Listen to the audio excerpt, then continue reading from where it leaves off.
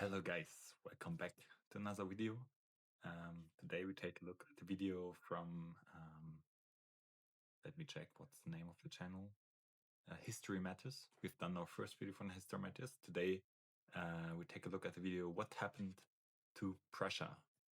In Germany we call it Preußen.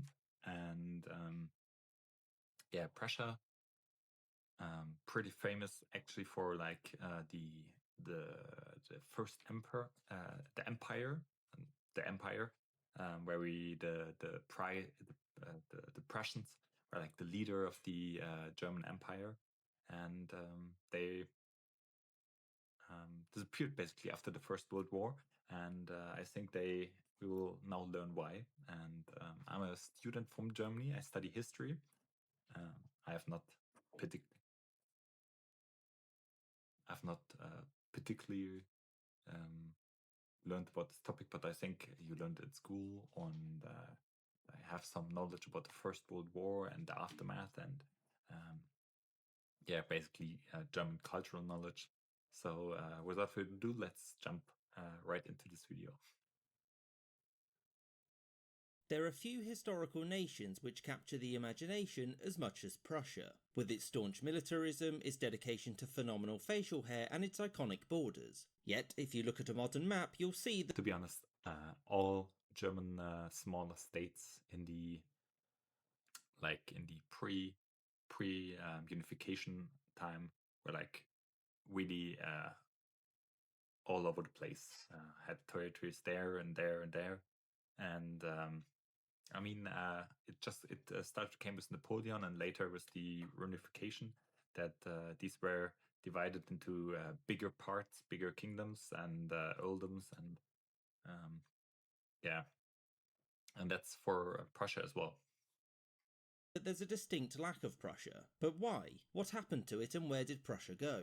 Now, I know what many of you will already be saying. Prussia just became Germany, right? Which is both true and also isn't. You see, Prussia wasn't just a nation-state, but it was a cultural centre, a major part of the German-speaking world, and briefly an international great power whose influence...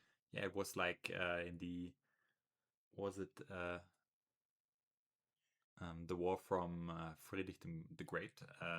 Frederick the Great, is it the 15-year war? I'm not quite sure. And it was dominant military power, especially because of their military culture, and later in the empire as well. Influence stretched far beyond its own borders. Prussia's journey from firmly existing to not isn't a linear one, and this change starts in the mid-19th century. In 1866, due to a conflict surrounding the ownership of some land recently taken from Denmark, Prussia went to war with the Austrian Empire and its allies. It promptly defeated them, and as a result, the Prussian Chancellor Otto von Bismarck annexed the northern Austrian allies and forced its own to join the North German Confederation, which wasn't really a unified nation-state but more of an alliance completely dominated by Prussia. The North German Confederation didn't last too long, because if you look at the time, you'll see it's time for war with France. And in this war, the Prussians were on the same side as the southern German states who came to it. Until then, there was like a huge dispute about being one German state.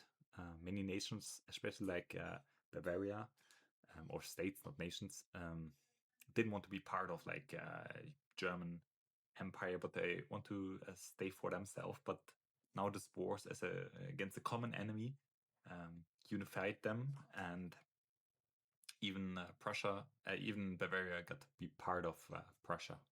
Aid. And after defeating the French army, the victors proclaimed the creation of the German Empire, and for many this is where Prussia ceases to exist. Except that it didn't. The German Empire, as the name...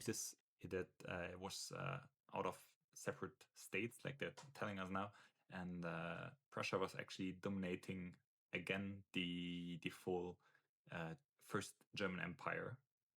Suggests was an empire, and it consisted of several kingdoms, duchies and principalities, all of whom were considered to be semi-independent, barring matters of collective defence, that is. The emperor of this new Germany was also the king of Prussia, and the empire's chancellor was automatically the prime minister of Prussia too. Despite Prussia's dominance of the new German state, it shouldn't be seen as Prussia simply becoming the German Empire and as having annexed the other parts. They were all separate in the same way that Hungary and Austria were separate in the Austro-Hungarian Empire. Like all empires, the German one didn't last forever, and after World War I it was dissolved, lost a bunch of territory, and was succeeded by the Weimar Republic.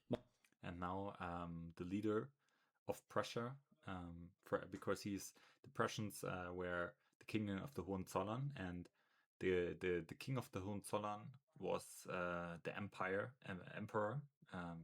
At this period, William the Second, who got basically run out of the country and went to exile in Netherlands, and that's probably the direction for the end of the Hohenzollern, as far as I know. Much like the rest of the empire, Prussia lost its royalty and became the Free State of Prussia minus these lands, and it was now governed by its own diet. Now, obviously, Prussia still existed, but it was very changed and no longer reflected what it's historically famous for. For one, it was one of the more stable parts of the troubled Weimar Republic. For example, its state government was nearly always run by Otto Braun of the Social Democrats. I actually didn't know that it still existed after the First World War. I thought it maybe dissolved after the First World War.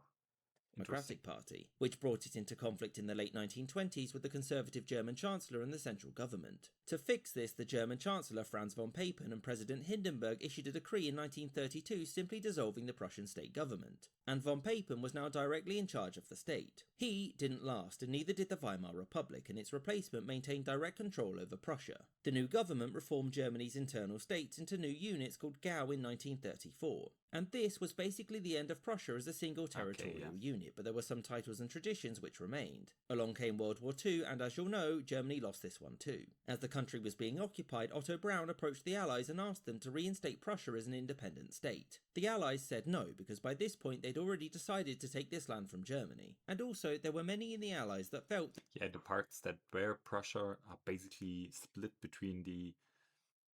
I don't know what the northeastern and northwestern zone was, which country? Maybe France, England, the English zone, and the Soviet zone in the east. So it was the old Prussia is basically now split up between these two, and now the west and the east later.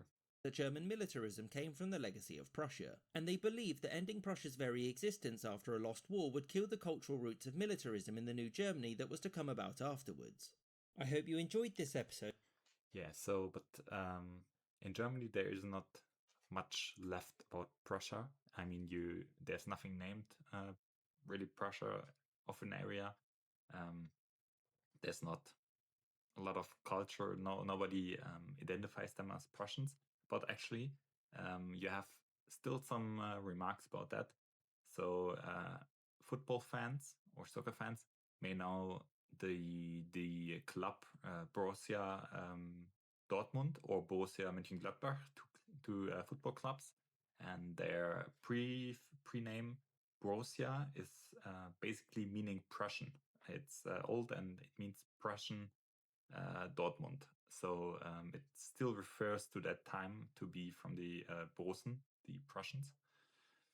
And also in Bavaria, because the Bavarians think they're pretty special, everyone outside from Bavaria is basically called, me too, because I'm originally from Hesse, is called by them a Preise, a Prussian guy, because everyone who's not from Bavaria is a Preise. So there's that. But yeah, very informative video. I didn't know about the time of the Weimar Republic, that it still existed, and the rest I heard about.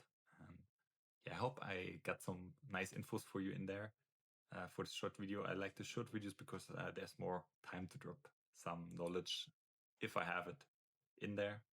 And I hope I see you in the next video. Comment below how do you like my videos. It's my second or third video right now. I don't know which order I will upload. But yeah, so I'm still practicing a bit and still playing around with the setup and the layout of the video. So I would love you and enjoy, really be a pleasure if you let me know how you like it. And I hope to see you in the next video. Bye.